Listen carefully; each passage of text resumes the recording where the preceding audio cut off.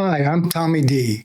After 50 years behind the lens, I've learned that making a scene look perfectly natural takes a little bit of magic and a lot of hidden fixtures. Today, we're going to catch lightning in the bottle by breaking down the 5 essential lights that every cinematographer needs to master. Let's dive in.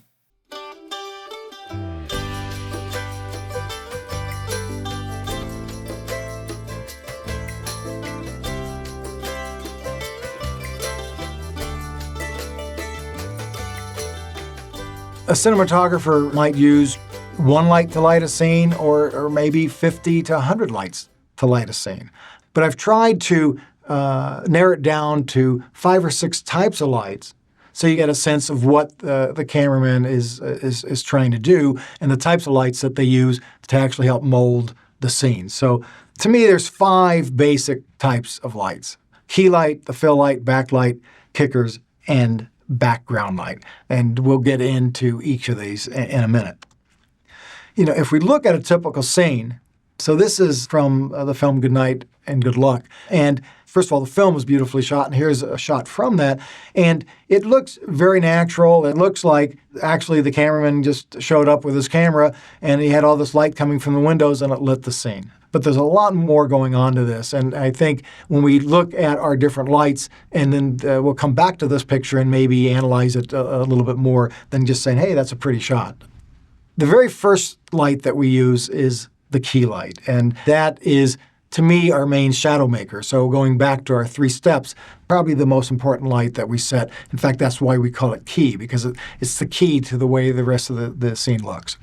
The first light to be set when lighting a scene, it is usually the strongest light on the subject. It forms the main shadow. It creates form and dimension. So first light set on the scene, not always, but since it's the primary light, it's what I would set first, because to me, everything else builds off that first light. In fact, I found that if I've put the key light in the wrong position, I spend the rest of my time lighting trying to fix the problems created by that key light. So it is, to me, very important, and it isn't something that I just jump into. I really kind of analyze the scene. When the director is blocking the scene, working with the actors, I kind of sit back and kind of watch that process and look around and kind of play what ifs in my head. What if I bring a light from this direction? What happens if I put the light here? What happens, what are the positives? What are the negatives? What are the good things that are going to come from it? And what difficulties is it going to cause? Many times, the placement of a light has more to do with where I can hide a light. On a soundstage, it's great because I can put a light almost anywhere. But in a real location, more often than not, it's like, where can I put the light where the camera's not going to see it? There's usually not enough room and not enough height to put the lights where I need them to be, and so there's a compromise right from the start. But compromise or no compromise, that key light is going to be my primary light source, and it's going to be important to put it in the proper position. It forms the main shadow, and again, that main shadow so defines the picture, and it creates form and dimension. So if you're only going to use one light, chances are it's going to be that key light. But once we place the key light, then we can manipulate it and play with other things. A lot of times the key light will mimic a source light. Okay, and when I say a source light, I'm talking in terms of something in the scene that motivates the light source. The picture that we saw just previously, it was the windows. The windows were motivating the lighting in that room. In this scenario, you get a sense that, well, geez, a light's turned on in this room. You don't know where it is. You get the feeling that, well, maybe it's over there someplace because it's this is where the main intensity of the light's coming from. So, is there a table lamp in the room? We don't see it, but we can maybe assume that. So sometimes the source isn't seen, but is suggested by our lighting, and other times it's actually seen in the shot. If there was a table lamp sitting on the desk here, then we say, okay, that table lamp is lighting my face. I would say today we tend to think more source-orientated with our lighting in terms of we tend to work around more of a natural type of light where the source is definable, that yes, this room is being lit by this particular light or this window or something like that. And it doesn't mean that we can ignore the source, but that would be a certain style. The fill light is your mood setter. It's the shadowless soft light that reduces the harshness of the shadows cast by the key light. It lowers the contrast ratio between the highlight and shadow area of the scene. So in the example of direction of the shadows and the mood, the fill light really will help set the mood. Okay, I can have a key light that casts most of my face in shadow, but if I use a fill light and really bring up the intensity of the shadow so it almost matches the key light, it won't be a moody scene at all. But if I use very little fill light and most of my face is in shadow, then obviously I'm creating a much darker mood, and the audience is going to perceive that image as being totally different. So the fill light really has a significant role in the feeling, the texture of what you're trying to create. It lowers the contrast ratio. Well, that contrast ratio is the relationship to how bright an area is compared to how dark a different area is. And so that contrast between the two, the more contrasty it is, the darker the fill light, and the less contrasty, the more the fill light. Or here I say between the highlight and the shadow. When I say shadowless soft light, if the key light is creating the main shadow, most of the time I don't want that soft light or the fill light to create a secondary shadow. Okay?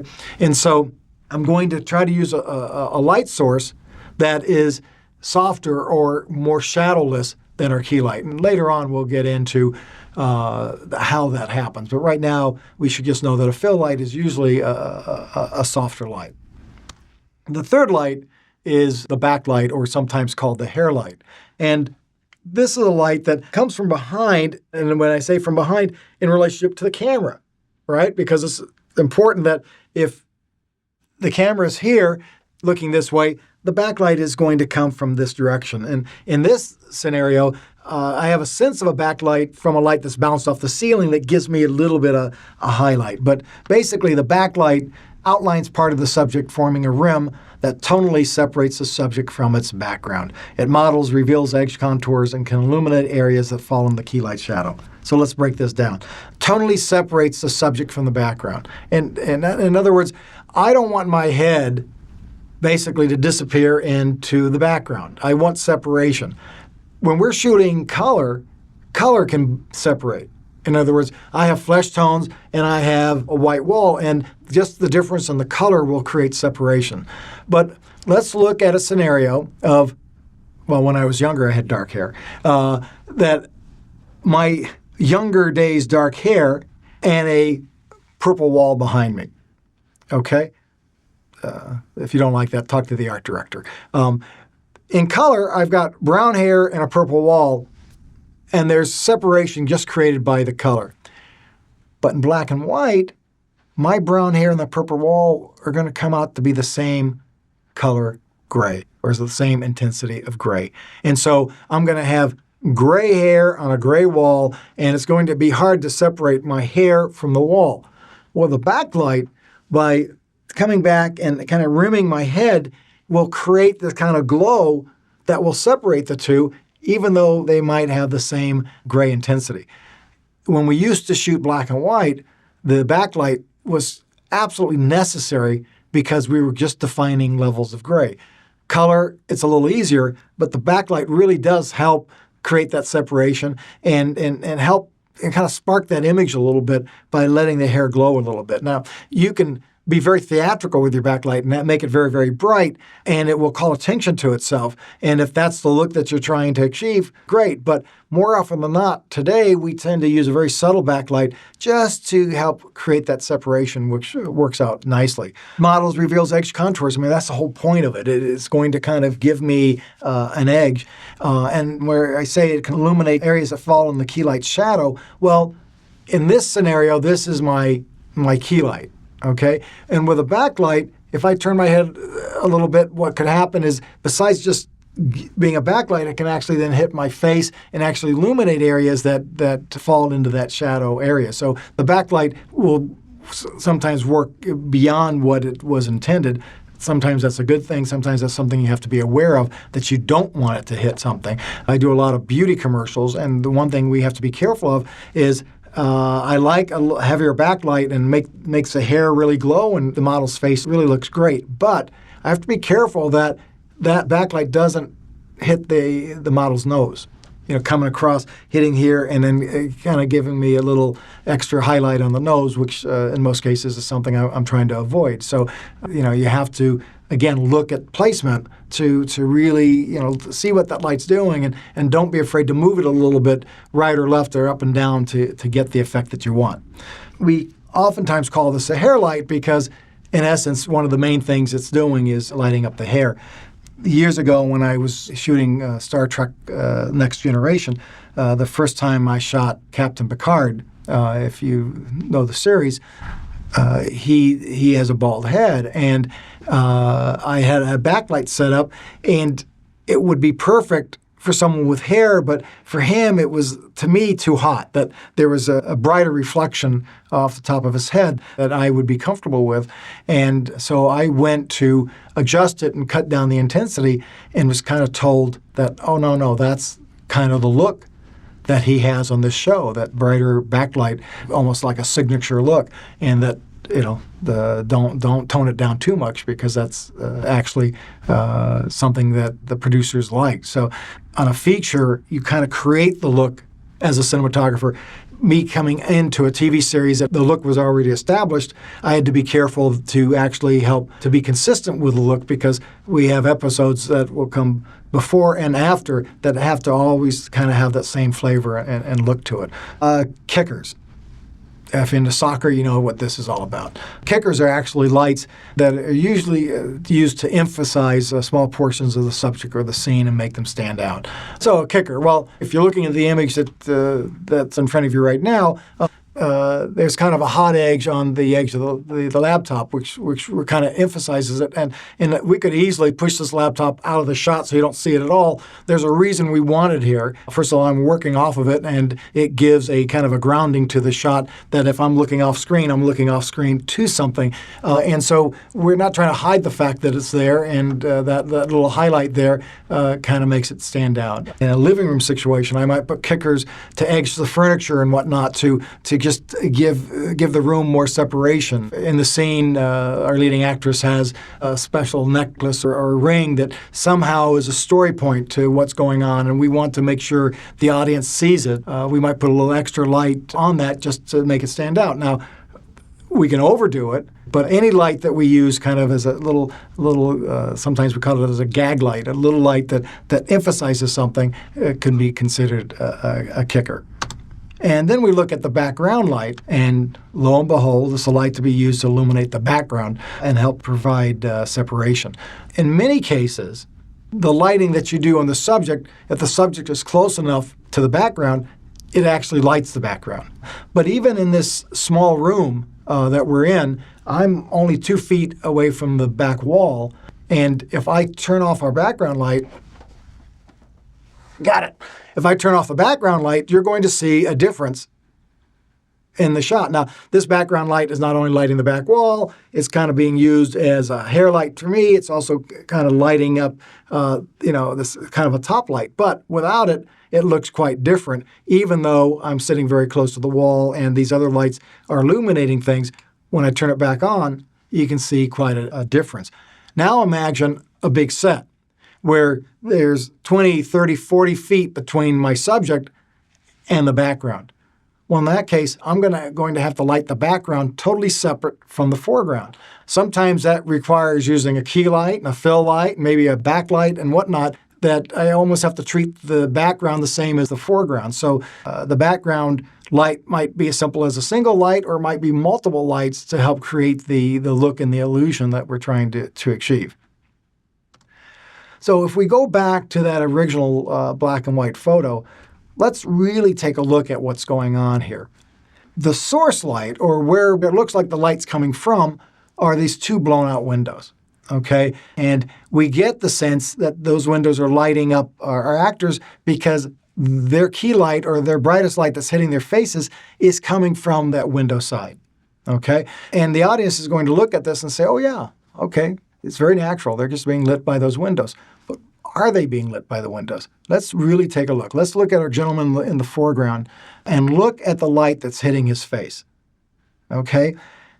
Could those windows actually light his face? Look at the shadow from his nose. that light that's hitting his face is almost coming directly on his face. It's not coming from the windows. If the light was coming from the windows, his cheek on this side wouldn't be lit at all. So that window light is not lighting his face. What's lighting his face is another light that's off camera, that's almost shooting dead on the direction he's looking, but the illusion is it's coming from that window. So his key light is not the window. His key light is a separate light that the cameraman put in place to light his face. And if we do the reverse on Clooney, again, the light that's lighting his face is not coming from the window. It's coming from a source from the other side of the scene, but it looks like it's coming from the window, and the same with the gentleman at the end. In fact, to me, just looking at the scene, there are 3 key lights. Each one of the actors has their own separate key light, but it's done in such a way that it looks totally natural, looks like it's coming from the windows. Even the gentleman in the foreground, look at the rim on top of his head. Well, the light that's hitting his face could not light the back of his head, right? So where's that light coming from? Well, that's actually another light too. So he's got a backlight on him also. So he's got a key light and a backlight. And let's look at the shadow area in his face. Well, it's not totally black, so there's a certain amount of light there. So there's a fill light that's illuminating that side of the face. So just on him alone, we have a key light and we have a backlight and we have a fill light. And so this scene that looks just totally natural is being lit by many light sources. And if you really look at the image, there seems to be a little bit of atmosphere in the shot also, that there's a little smoke fog that they've put in the room to kind of create some texture, which also will help scatter light and change things. But I just love this shot because on the surface, it just looks like they walked in, they put the actors in a room with very bright windows, and they put the camera down and they shot it. But it's not the case at all. In a class, I was asked, well, what about those windows? They're totally blown out, right? There's no image there at all. It's washed out. Is that a mistake? Well, it might have been a mistake with lesser hands, but this is the look that they were trying to achieve. Trust me, with the money they had to make this movie, they easily could have seen out those windows. If this was on a set, they could have brought a backdrop in to light a backdrop. If it was a real location, you could see out there. One of the problems of shooting interiors with real locations is when you have a window and you're inside and you're also seeing outside. It's very difficult to bring in enough lights to balance that out, to make the outside not blow out. But it certainly can be done. Can it be done on the cheap? Not so much. But when you have the proper equipment, it's something that we do all the time. So they let these windows blow on purpose, and that's just the look that they were trying to achieve. In fact, if there was a lot of stuff I could see outside, my eyes might be drawn to what's happening outside the windows instead of what's happening in this meeting. So I just think this is a great example of just really natural light, even though there's nothing natural in terms of how it was done. That covers the 5 basic lights, but we're just scratching the surface. I have a whole series coming up where we'll get into lighting the face, handling soft light, and using a light meter like a pro. Hit subscribe so you don't miss those when they drop. In the meantime, click the playlist on your screen so you can catch up on earlier lessons. I'll see you on the next one. I'm Tommie D. And remember, be bold, be passionate, be awesome.